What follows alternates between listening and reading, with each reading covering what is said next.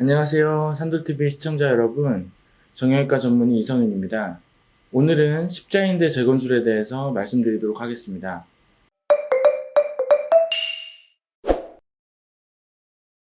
무릎 관절 안쪽에 있는 십자 모양의 인대 중에 하나로 그 중에 앞쪽에 있는 인대를 전방십자인대라고 하고 뒤쪽에 있는 인대를 후방십자인대라고 합니다.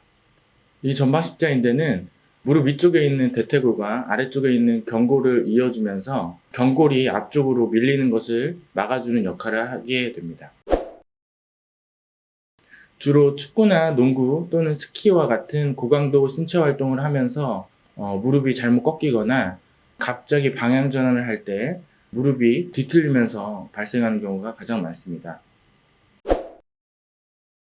다칠 때 무릎이 돌아가는 느낌과 함께 뚝 하는 느낌이 들었다, 이렇게 말씀하시는 경우가 많고요. 다친 지 한두 시간 이내에 무릎이 많이 붓고 통증이 극심해지는 경우가 많습니다. 진단은 보통 병력 청취가 가장 중요한데요. 강한 외상이 있은 이후에 무릎이 많이 붓고 급성 통증이 온 경우에는 전방십자인대 손상을 의심해 보아야 할 필요가 있습니다. 이때 진찰을 통해 무릎의 내부에 붓기가 얼마나 있는지 확인해 볼 필요가 있고, 또한 그 대퇴골과 경골을 흔들어 보면서 얼마나 앞쪽으로 밀리는지 평가해 볼 필요가 있습니다. 그렇지만 다친 지 얼마 안 된 시점에서는 무릎이 많이 부어 있고 통증 때문에 근육에 힘이 많이 들어가 있는 경우가 많기 때문에 이학적 검사상 앞쪽으로 많이 밀려 나오지 않는 경우가 많습니다. 그래서 많이 부어 있다면 보통 MRI를 시행하게 되고, 이 MRI 검사로서 약 90% 이상에서는 전방십자인대 손상 여부를 확인할 수 있게 되겠습니다.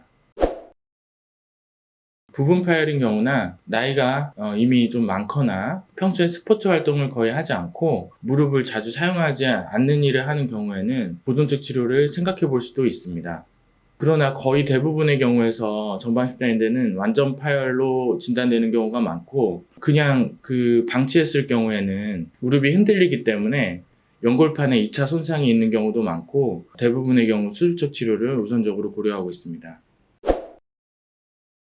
수술 방법은 관절 내시경을 통해 작은 절개로 수술하게 되고, 파열된 인대를 다시 봉합해주는 수술을 하는 경우에는 인대가 제대로 복원되기 어렵기 때문에 힘줄로 새로운 인대를 만들어주는 재건술을 시행하게 됩니다.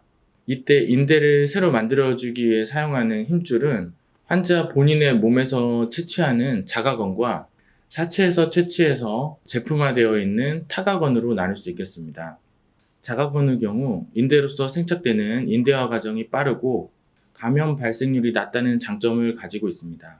하지만 채취한 햄스트링 부위가 초기에는 통증이 있는 경우가 있고, 무릎을 끝까지 굴곡할 때 힘이 다소 떨어진다는 단점을 가지고 있습니다.